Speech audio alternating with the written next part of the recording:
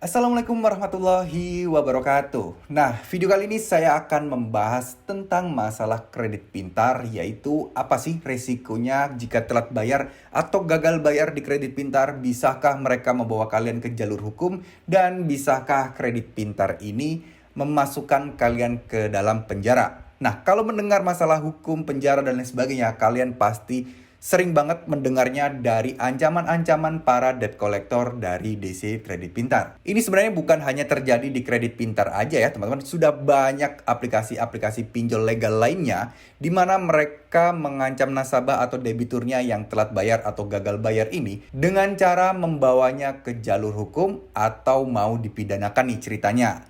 Nah, tapi sebenarnya kalian harus tahu teman-teman, hutang piutang itu hukumnya adalah perdata, bukan pidana ya. Jadi kalian tidak perlu khawatir kalian bakal masuk penjara. Kalau misalnya dibilang kalian bisa nggak sih dibawa ke jalur hukum, jawabannya memang bisa. Tapi pertanyaannya, hukum perdata atau pidana? Karena dua hal ini berbeda ya teman-teman. Pidana ini yang menyangkut kriminalitas dan lain sebagainya. Kalau perdata ini biasanya menyangkut keuangan, kemudian hutang piutang, simpan pinjam, dan lain sebagainya. Jadi di sini tidak ada tuntutan penjara apapun di hukum perdata ya. Jika kalian sampai ke pengadilan pun, kalian pasti akan disidang, diberikan pertanyaan melalui semua proses, dan kalian tinggal jawab satu jurus pamungkas dengan hanya bilang, "Iya, saya bayar, tapi tolong beri saya waktu dan saya sanggupnya bayar per bulan sekian." Nah, itu sudah beres, pengadilan akan selesai. Gitu ya. Sebenarnya untuk masalah perdata ini, kalau masalah hutang piutang, sebenarnya yang dirugikan adalah pihak pelapor, yaitu kredit pintarnya.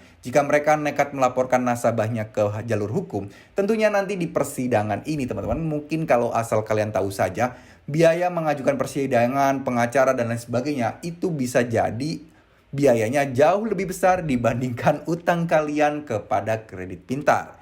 So, ngapain kalian takut? Sebenarnya yang dirugikan adalah mereka. Di sini saya tidak membenarkan gagal bayar kredit pintar dan kalian tidak bayar, enggak ya. Tapi di sini saya ingin mengedukasi kalian, ingin sharing aja tentang hukum kalau tidak bayar atau telat bayar dari kredit pintar.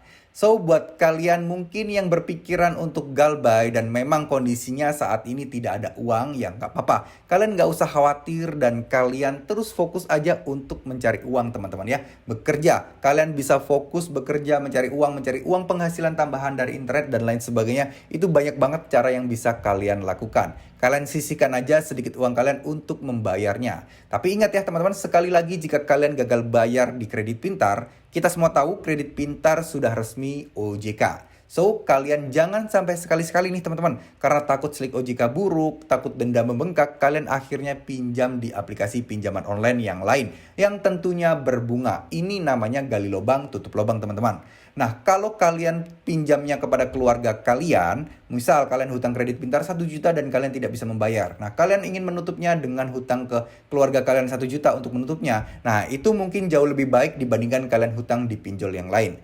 Tapi saya sarankan teman-teman, kalau misalnya kalian berhutang dan ingin menutup hutang kalian, ya lebih baik kalian hutang di tempat-tempat yang memang tidak memberikan kalian bunga ya. Karena bunga kalau kalian keterusan itu akan semakin membengkak dan ini akan jadi masalah baru buat kalian teman-teman. So, jadi bagaimana nih? Apakah kredit pintar akan bangkrut, akan tutup jika banyak yang galbay?